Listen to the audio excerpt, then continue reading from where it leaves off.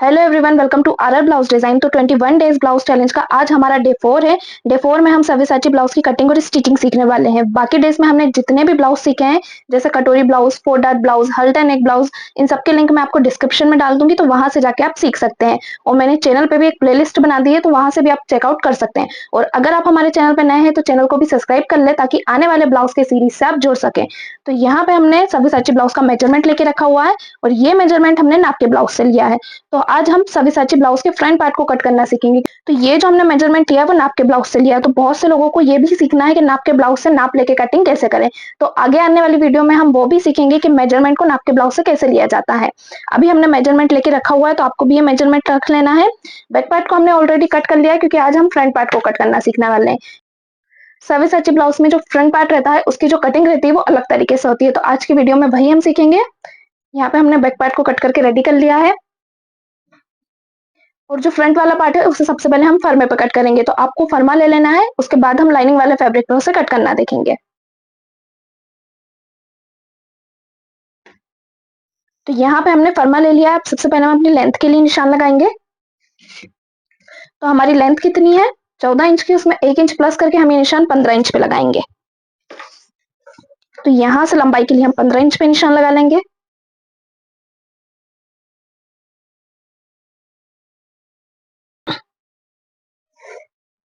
अब हम अपने शोल्डर के लिए निशान लगाएंगे। तो शोल्डर का मेजरमेंट देख लेंगे। तो हमारे फुल शोल्डर कितने हैं, 14 इंच के। तो आपके शोल्डर जितने भी रहेंगे आपको उसको 2 से डिवाइड कर लेना है, और उसमें से -1.5 इंच कर देना है। तो यहाँ पे आपको आपके परफेक्ट शोल्डर मिल जाएंगे। तो हमारा शोल्डर कितना आएगा, 5.5 इंच। तो यहाँ से हम 5.5 इंच पे निशान लगा देंगे शोल्डर के लिए। अब हम आर्म होल के लिए निशान लगाएंगे। तो ये हमारा आर्म होल चार्ट है, इसे आप आर्म होल के लिए निशान लगा सकते हैं। अभी हम बैक पार्ट से नाप के देखेंगे कि हमने बैक पार्ट में कितना आर्म होल लिया, उसी का अकॉर्डिंग हम अपने फ्रंट पार्ट में निशान लगाएंगे। तो हमारे बैक पार्ट का आर्म होल कितना था, तो ये हमारा 6.25 इंच पे आ रहा है। तो यहाँ से भी हम 6.25 इंच पे निशान लगा देंगे, और इस लाइन को भी स्ट्रेट कर लेंगे।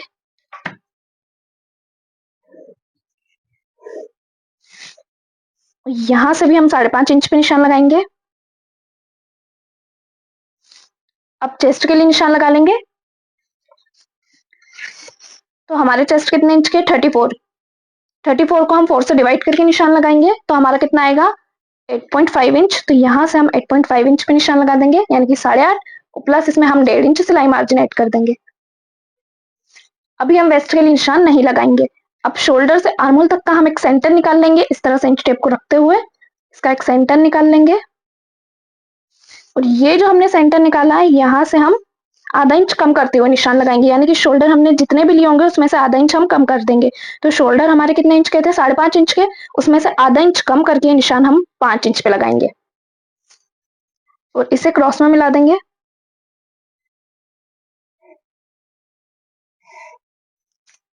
अब आर्म होल की गहराई के लिए निशान लगाएंगे। तो फ्रंट पार्ट में गहराई का निशान आधे इंच पे लगता है, और बैक पार्ट में निशान 1 इंच पे लगता है। अब इसका हम शेप दे देंगे।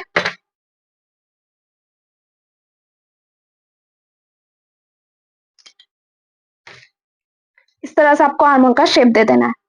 अब हम रेडी शोल्डर के लिए निशान लगाएंगे। तो अपने रेडी शोल्डर का मेजरमेंट देख लेंगे। हमारे रेडी शोल्डर 2.25 इंच के, इसमें 1 इंच प्लस करके निशान हम 3.25 इंच पे लगाएंगे।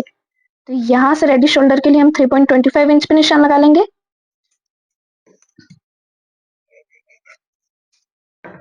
तो हमारी नेक की विड्थ कितनी आई, 2.25। अब हम नेक लंबाई के लिए निशान लगा लेंगे। तो जो हमारा फ्रंट पार्ट है उसके नेक की लंबाई 7 इंच है। तो यहाँ से हम 7 इंच पे निशान लगाएंगे, और इस लाइन को भी स्ट्रेट कर देंगे। फ्रंट में हम जो है स्वीट हार्ट नेक रखने वाले हैं। आप चाहे तो नेक का शेप चेंज भी कर सकते हैं। तो यहाँ से हम स्वीट हार्ट नेक का शेप दे देंगे।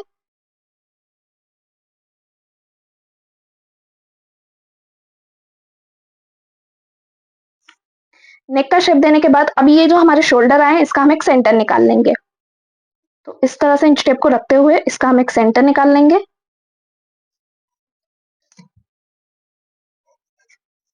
अब ये जो हमने सेंटर निकाला है यहीं से हमारी सारी मार्किंग होगी। तो यहाँ से हम शोल्डर टू एपेक्स के लिए निशान लगाएंगे।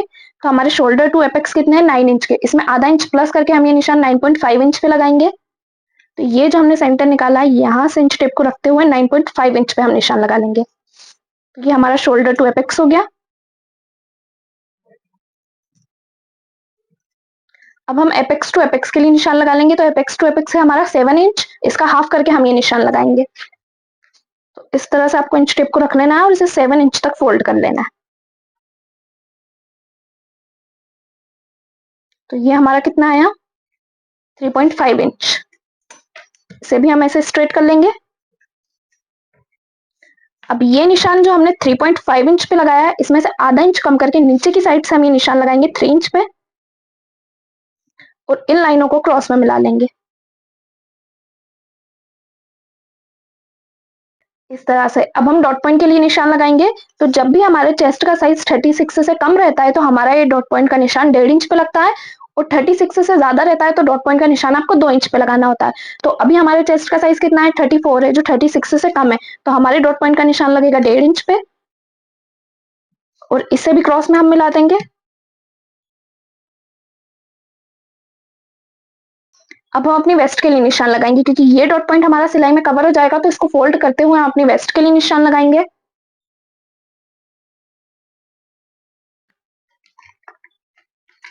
तो हमारी वेस्ट कितने इंच की है, 28 इंच की है। उसे भी हम 4 से डिवाइड करके निशान लगाएंगे 7 इंच पे,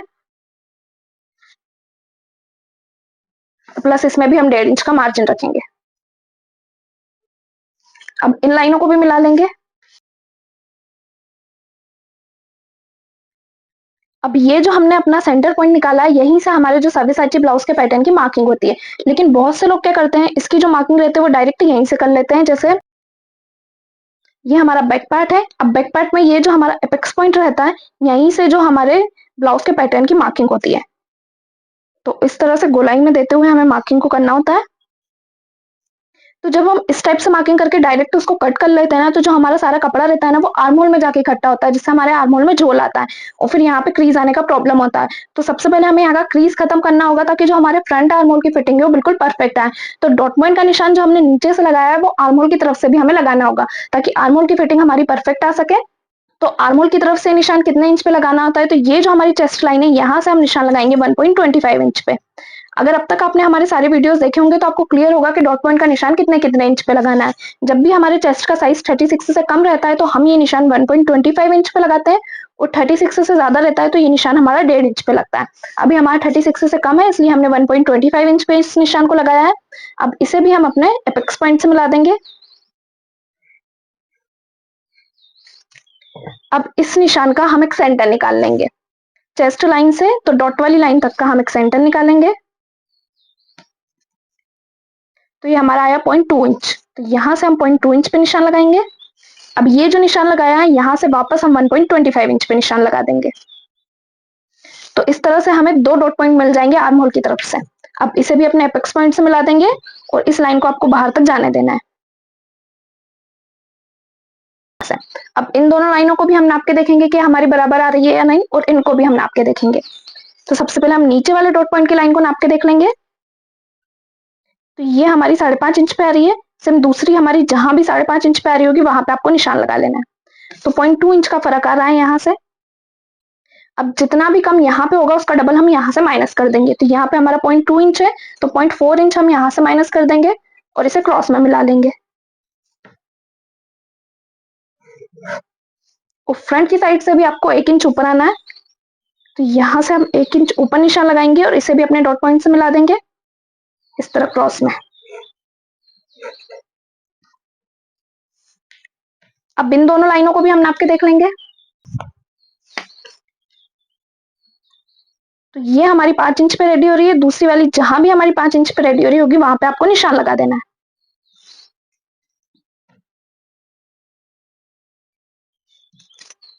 अब आर्मोल को बैक साइड से हम 0.3 इंच डाउन करेंगे। तो हर साइज में हम यहाँ से आर्मोल को 0.3 इंच डाउन करते हैं। ये जो हमारी चेस्ट लाइन है, यहाँ से आपको इंच टेप को रख के इसे 0.3 इंच डाउन कर देना है, और ये हमारा बैक पार्ट में भी माइनस होता है। और यहाँ पे इस तरह से बॉक्स बना लेंगे। और बॉक्स बनाते हुए यहाँ पे हम एक नया आर्मोल बनाएंगे। इससे क्या रहेगा, ये जो हमारे आर्मोल का क्रीज रहेगा वो इसमें कवर हो जाएगा।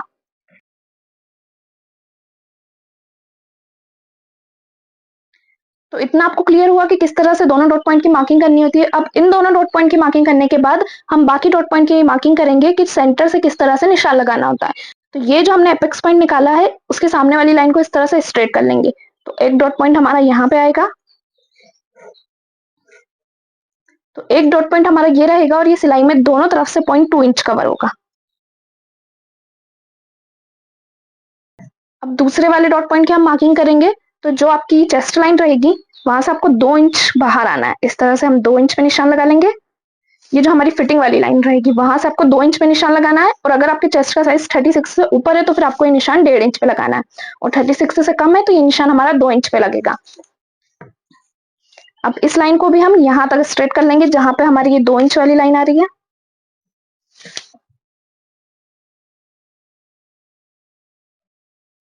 इस तरह से आपको इसको स्ट्रेट कर लेना है। अब ये जो हमारा एपेक्स पॉइंट है ना, यहाँ से हम 3 इंच नीचे निशान लगाएंगे, और 3 इंच का ही आपको यहाँ पे एक सर्कल बना लेना है।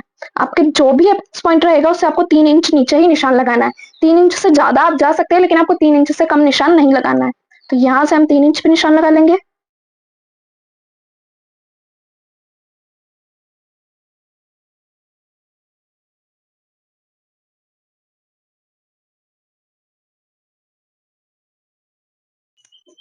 और अब ये जो हमने 2 इंच का निशान लगाया था ना, इसे हम स्ट्रेट कर लेंगे। तो अब इस तरह से कट के हमारा ये वाला पार्ट रेडी होगा। अब यहाँ पे भी हमारा एक डॉट पॉइंट आता है, तो उसका निशान आपको कैसे करना है, ये जो हमारी चेस्ट लाइन है यहाँ से हम निशान लगाएंगे। तो चेस्ट लाइन से हम 1.5 इंच नीचे एक निशान लगाएंगे, और इसे इस तरह क्रॉस में मिला देंगे अपने एपेक्स पॉइंट से। इस तरह से आपको मार्किंग कर लेनी है। अब मैं यहाँ पे बता देती हूँ कि जो जो पार्ट हमारा कटिंग में जाएगा। तो ये जो पार्ट है हमारा, ये सारा कटिंग में जाएगा।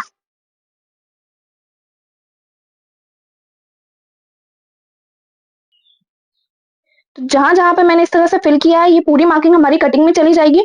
और आर्मोल को किस तरह से कट करना है ये मैं आपको आगे समझा दूंगी। बाकी ये वाला जो डॉट पॉइंट रहेगा वो इसी तरह स्ट्रेट कट होगा हमारा।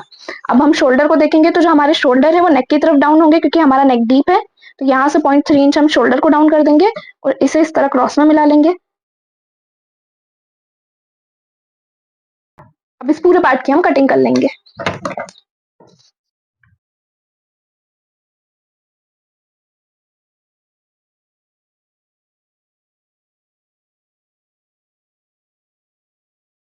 अब हम आर्मोल को कट करना देखेंगे।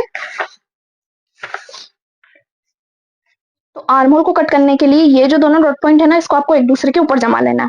तो इस तरह से फोल्ड करते हुए,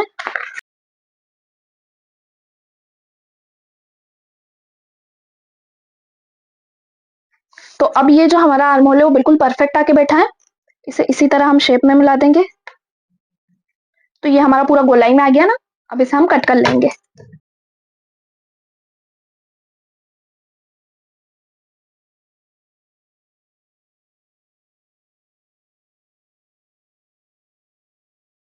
तो इस तरह से आपको इसको कट कर लेना है, और ये जो हमने एक और डॉट पॉइंट की मार्किंग की थी इसे भी हम इसी तरह से कट कर लेंगे।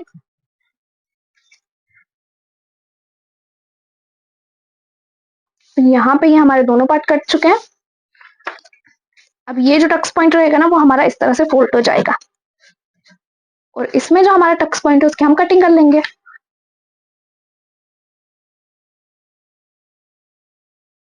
अब जो आपके फ्रंट वाले पार्ट की फिटिंग है ना वो बिल्कुल परफेक्ट आएगी, और ये वाला डॉट पॉइंट हमारा इस तरह से रखा रहेगा। अब यहाँ पे जो आपका पॉइंट बन रहा है ना उसको आपको गोलाई में दे देना है, इस तरह से राउंड में।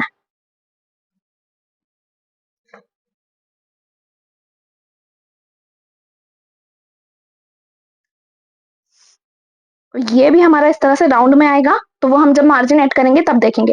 तो यहाँ पे हमारा मार्जिन ऐड होगा, यहाँ पे भी हमारा सिलाई का मार्जिन ऐड होगा। इसमें इसमें भी हमारा सिलाई मार्जिन ऐड होगा, यहाँ पे भी हमारा सिलाई मार्जिन ऐड होगा। तो जब हम इसके लाइनिंग वाले फैब्रिक पर कटिंग करेंगे तब हम देखेंगे कि हमें कहाँ कहाँ सिलाई मार्जिन ऐड करना है। तो इस तरह से आपको 3 पार्ट को कट करके रेडी कर लेना है। अब इसे हम अपने लाइनिंग वाले फैब्रिक के ऊपर कट करना देखेंगे। तो यहाँ पे हम लाइनिंग वाले फैब्रिक को डबल फोल्ड करके बिछा लेंगे और जो पैक वाली साइड रहेगी वहाँ पे आपको फ्रंट वाले फर्मे को रख लेना है। और नेक के लिए हम 2 इंच पे निशान लगा लेंगे, क्योंकि हमने नेक की गहराई 2 इंच रखी थी। उसके बाद नेक के शेप को भी हम इसी तरह ड्रॉ कर लेंगे। अब पूरे फर्मे की कॉपी आपको लाइनिंग वाले फैब्रिक के ऊपर कर लेनी है और नीचे की साइड से हम इसमें 0.75 इंच का मार्जिन ले लेंगे। तो इस तरह से आपको मार्जिन ले लेना है। उसके बाद दूसरे वाले फर्मे को भी हम यहाँ पे रख लेंगे। तो जो आपका पैक वाला साइड रहेगा वहीं पे आपको दूसरे वाले फर्मे को रखते हुए मार्किंग करनी है। तो ये दोनों जो फर्मे हैं उनकी कटिंग हमारी पैक वाली साइड से ही होगी। अब पूरे फर्मे की मार्किंग करने के बाद इसमें भी हम मार्जिन ऐड कर देंगे। तो ऊपर की तरफ से इसमें भी हम 0.75 इंच का मार्जिन ले लेंगे और इसे भी इस तरह से मिला लेंगे। अब इन दोनों पार्ट की हम कटिंग कर लेंगे।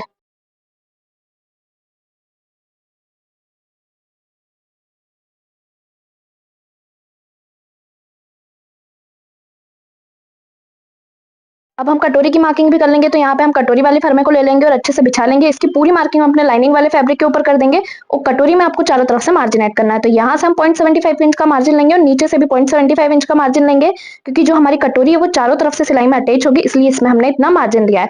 अब यहाँ पे हमने पूरे लाइनिंग वाले फैब्रिक की कटिंग कर ली है। इसे हम अपने मेन फैब्रिक पे कट करते हुए इसकी स्टिचिंग देखेंगे।